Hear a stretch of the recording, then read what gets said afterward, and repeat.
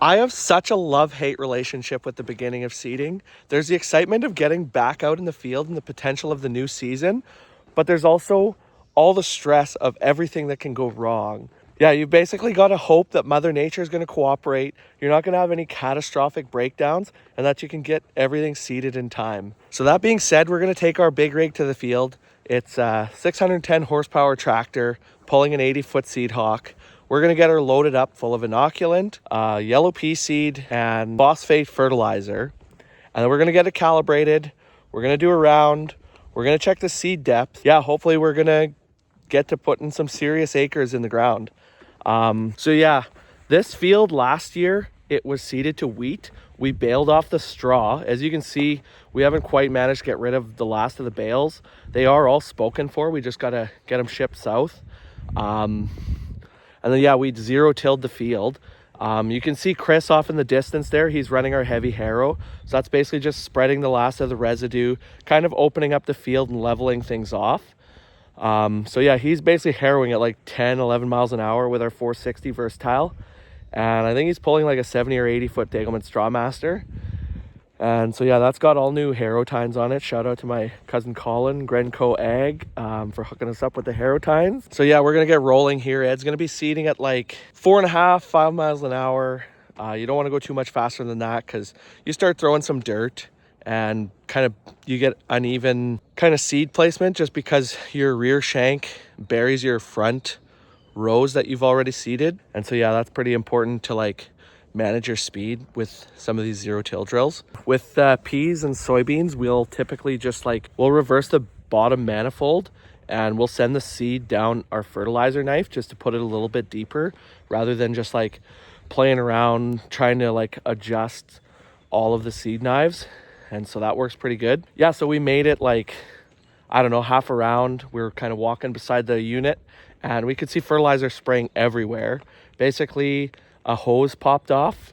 The clamp was loose and just popped off. So we're going to get that back on there and then hopefully get back to seeding. So yeah, it is covering some serious ground. Going good, 35, 40 acres an hour. So it goes pretty good. And then to fill the drill, we just run that convey all tender unit rather than using the conveyor on the air seeder.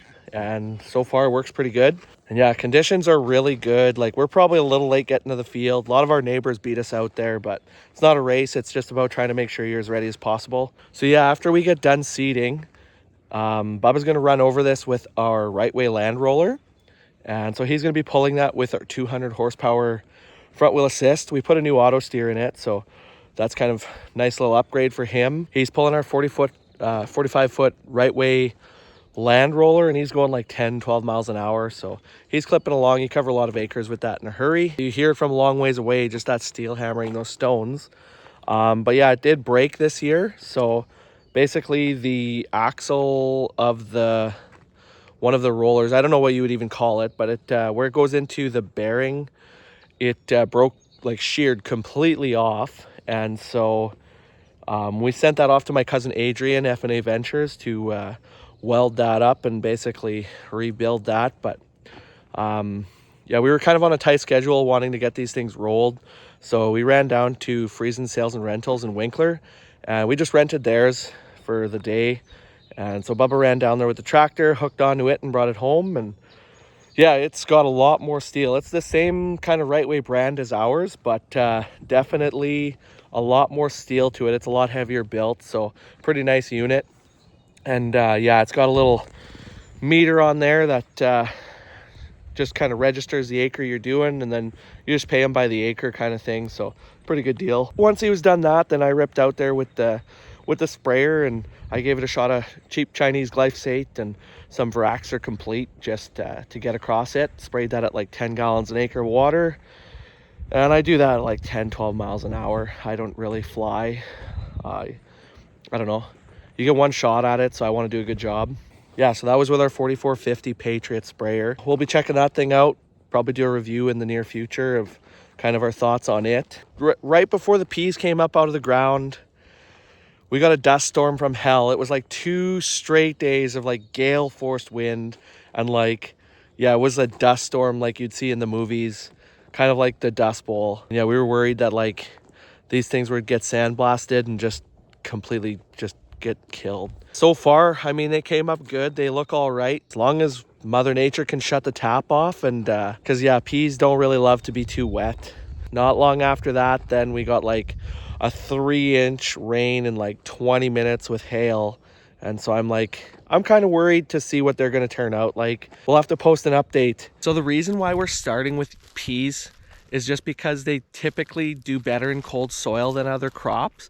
They're a little bit hardier when it comes to frost. They also flower in the heat of the summer, so trying to get them early, you kind of miss some of that heat. I've heard from a few people they're not going to be putting in peas this year because the prices are low, but I'm hoping that the cure to low prices is low prices, and that yeah, things come up a little bit for us. Fortunately, peas, you don't have to put any nitrogen fertilizer with them because they fix their own nitrogen, which is like there's a bacteria in their roots that takes nitrogen from the atmosphere and gives it to the plants. It's a lot more scientific than that, but I'm not going to get into that. So basically what we're doing is we're putting a liquid inoculant on the seed, and that's that bacteria. And then we're also putting a granular inoculant in the soil with the seed. And then we're just topping it up with phosphate fertilizer. If you liked what you saw, hit the subscribe button and check out some other videos on my channel.